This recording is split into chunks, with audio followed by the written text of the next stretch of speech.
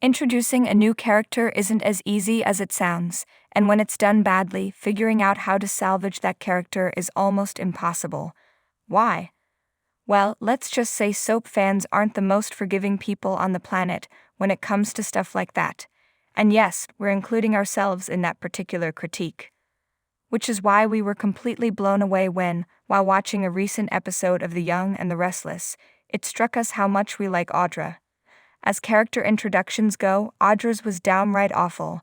The newbie blew into town as a spoiler for Noah and Allie, a couple we barely knew, and certainly hadn't become heavily invested in.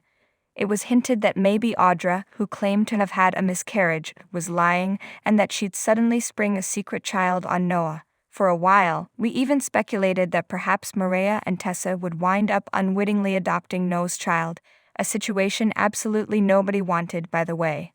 We were pretty much ready to write both Audra and Portrayer off, but a funny thing happened over the next few months.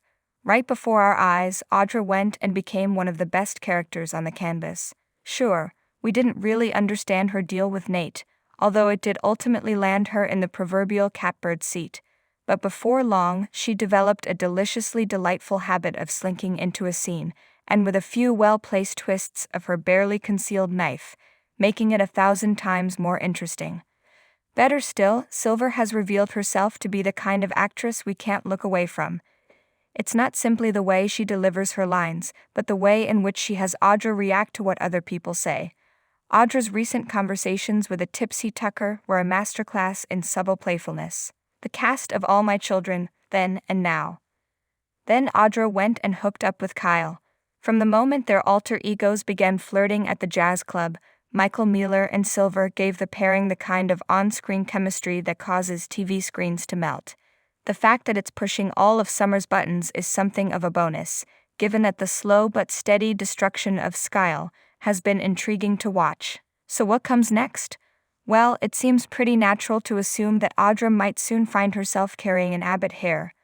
Would an ambitious, upwardly mobile woman such as herself likely be using birth control to prevent an accidental pregnancy from derailing her plans?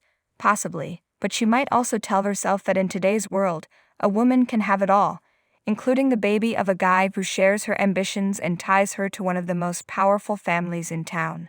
She could also wind up tied to the other most powerful family. This town has a plethora of them. By revealing that she really did have Noah's baby after their tryst in London, perhaps she gave that child up, but the adoptive parents are no longer in the picture.